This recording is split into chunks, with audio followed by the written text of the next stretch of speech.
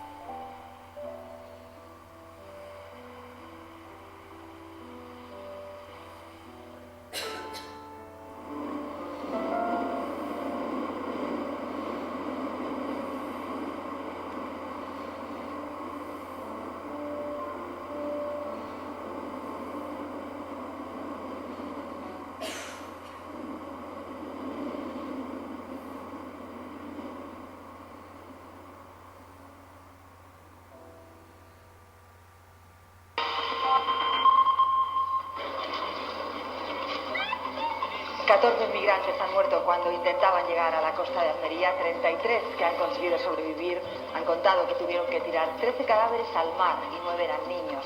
Entre los que han llegado a tierra hay un bebé de menos de un año que está ingresado en la UCI con quemaduras y una mujer grave embarazada que ha abortado. Todos están agotados y con síntomas de hipotermia después de 6 días hacinados en una embarcación de unos 6 metros de eslora. Fue un velero el que avisó a la Guardia Civil de que había una embarcación a la deriva.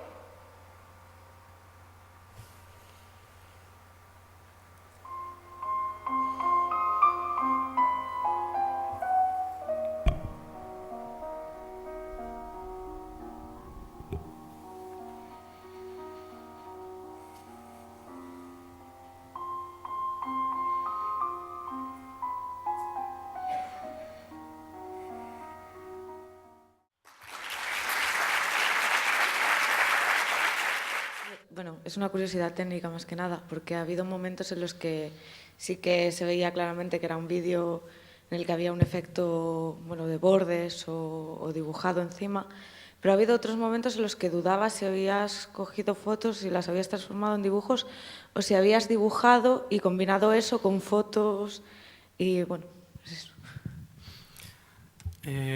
Hay un poco de todo.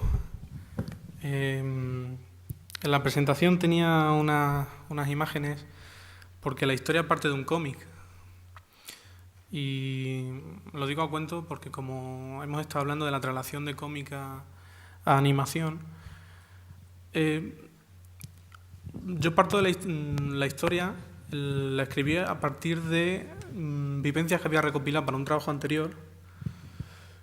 Escribí una historia de ficción, pero para darle realismo a la historia busqué una base fotográfica importante que me ayudara a apoyar pues, el propio viaje.